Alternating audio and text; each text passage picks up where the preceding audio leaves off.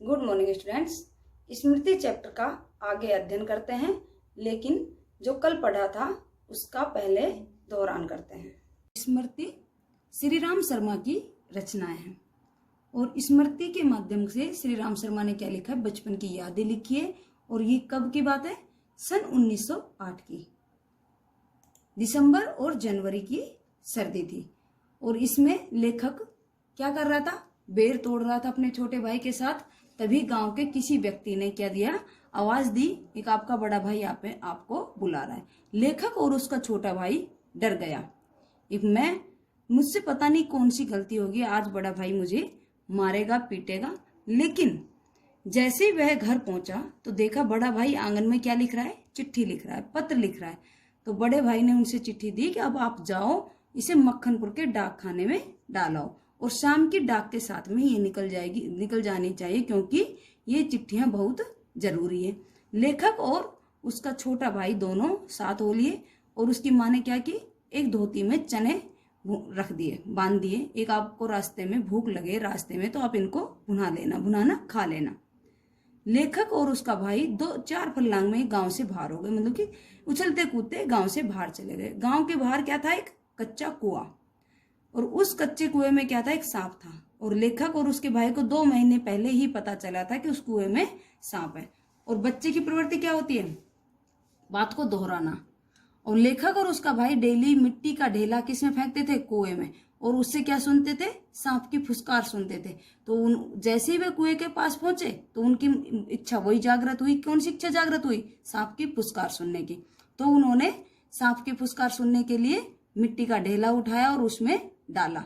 और लेखक ने अपनी टोपी उतार ली और टोपी में क्या रखी थी? चिट्ठियां रखी थी। और वो चिट्ठियां लहराती हुई कुएं में गिर गई और लेखक का भाई दोनों डर गए। अब आगे चैप्टर पढ़ते हैं। दूरी पर सांप पैर रखते ही चोट करता है। अब लेखक और उसका भाई सोच रहा है कि इन चिट्ठियों को हम बाहर कैसे निकालें, पर लेखक ने कोशिश की है कि मैं चिट्ठियों को बाहर ही निकालूंगा। उसने पूरा दृढ़ संकल्प ले लिया कि मैं चिट्ठी को कुएं से बाहर निकाल कर लाऊंगा और डंडे से सांप को मार दूंगा, क्योंकि अपने डंडे से कई सांप को मार भी चुका था। और स्मरण रहे, कच्चे कुएं का व्यास बहुत कम होता है। कच्चे कुएं की जो चौड़ाई होती है वह बहुत कम होती है। नीचे तो वह 1.5 गज से अधिक होता ही नहीं, नीचे 1.5 गज से अधिक चौड़ा नहीं होता, जहां दो व्यक्ति एक साथ नहीं खड़े हो सकते। सांप और लेखक। अब सांप क्या पहले ही क्रोधित हो रहा था, ऊपर से चिट्ठियां गिरी है, मिट्टी का ढेला डाल रहे हैं, तो सांप पहले ही क्रोधित था, वह डसने के लिए पहले ही तैयार बैठा था। कैसे लेखक वहां पर खड़ा होता? ऐसी दशा में कुएं में सांप से अधिक 4 फुट की दूरी पर ही रह सकता था। वह कुएं में सांप से अधिक 4 फुट की दूरी पर रह सकता था, इससे ज्यादा दूरी पर नहीं रह सकता था। वह भी उस दशा में जब सांप मुझसे दूर रहने का प्रयत्न करता। जब सांप लेखक से दूर रहने का प्रयास करता तभी वह 4 फुट की दूरी पर रह सकता। पर उतरना तो था किसे? लेखक को उतरना था किस लिए? चिट्ठियों को निकालने के लिए। कुएं के बीच में, क्योंकि मेरा साधन बीचों बीच लटक रहा था। क्या साधन लटका रखा था? उसने अपनी धोतियां बांधकर कुएं के बीचों बीच लटका रखी थी। कितनी धोती जोड़ी थी? 5। तो ऊपर से लटक कर तो सांप नहीं मारा जा सकता। अब 5 फुट ऊपर रहकर, 4 फुट ऊपर रहकर सांप नहीं मारा जा सकता। उतरना तो था ही। कहाँ उतरना था? नीचे। थकावट से ऊपर चढ़ भी नहीं सकता। अब लेखक इतना बड़ा थोड़ी था, बच्चा ही तो था। वह इतना थक गया था कि ऊपर चढ़ भी नहीं सकता। अब तक अपने प्रतिद्वंदी को पीठ दिखाने का निश्चय नहीं किया था। लेखक ने अभी तक निश्चय नहीं किया था कि मैं सांप को बिना मारे और चिट्ठियां उठा लूं, या सांप को मारकर ही, मतलब मैं अपनी हार स्वीकार नहीं कर रहा हूं। लेखक अपनी हार स्वीकार नहीं कर रहा था, लेकिन अपने प्रतिद्वंदी को, सांप को क्या करना चाहता था? उसे मारना चाहता था। यदि ऐसा करता भी, कुएं के धरातल पर उतरे बिना क्या मैं ऊपर चढ़ सकता था? लेखक कुएं के धरातल पे उतरे बिना ऊपर नहीं आ सकता था। धीरे धीरे उतरना लगा। एक एक इंच ज्यों मैं नीचे उतरता जाता त्यों तो मेरी एकाग्रचित्ता बढ़ती जाती। लेखक का ध्यान बढ़ता जाता, कहीं सांप मुझ पर वार न कर दे। मुझे एक सूझी। सूझ कर होता उपाय। लेखक को एक उपाय सूझा। दोनों हाथों से धोती पकड़े हुए मैंने अपने पैर कुएं की बगल में लगा दिए। कुएं की बगल की जो कच्ची दीवार थी उसमें पैर लगा दिए। दीवार से पैर लगते ही कुछ मिट्टी धरातल पर गिरी। कहाँ गिरी? धरातल पर। और धरातल पर कौन था? सांप। सांप ने फू करके उस पर मुंह मारा। किस पर? मिट्टी पर। मेरे पैर भी दीवार से हट गए। अब सांप ने तेज फुसकार मारी तो लेखक के डर के मारे पैर भी हट गए। मेरी टांगे कमर से समकोण बनाती हुई लटकती रही। लेखक के पैर क्या हो गए? समकोण, उसने समकोण के उसमें समेट लिए और लटकते रहे। पर इससे सांप से दूरी और कुएं की परिधि पर उतरने का ढंग मालूम हो गया। अब लेखक को पता चल गया कि मैं सांप से कैसे दूर रख सकता हूँ और कुएं की परिधि पर, कुएं के धरातल पर मैं कैसे उतर सकता हूँ, वह उपाय उसे मालूम हो गया। तनिक झूलकर मैंने अपने पैर कुएं की बगल से सटाए। लेखक ने थोड़ी देर झूला और कुएं की बगल से क्या किया? अपने पैर सटा लिए।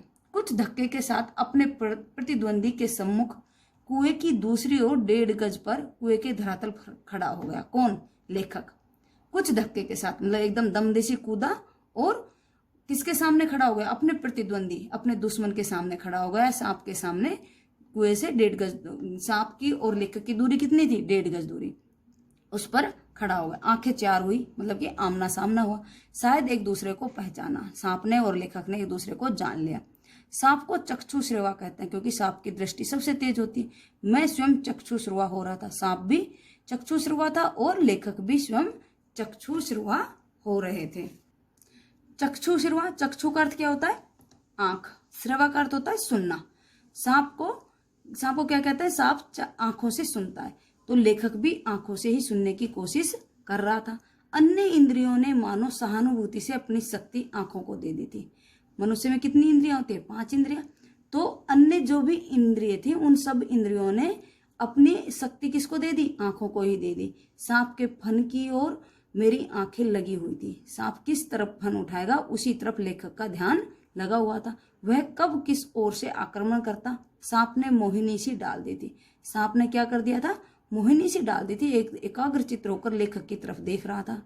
शायद वह मेरे आक्रमण की प्रतीक्षा में था। वह लेखक के आक्रमण की प्रतीक्षा में था कि लेखक किस प्रकार आक्रमण करे और मैं उसे डसूं।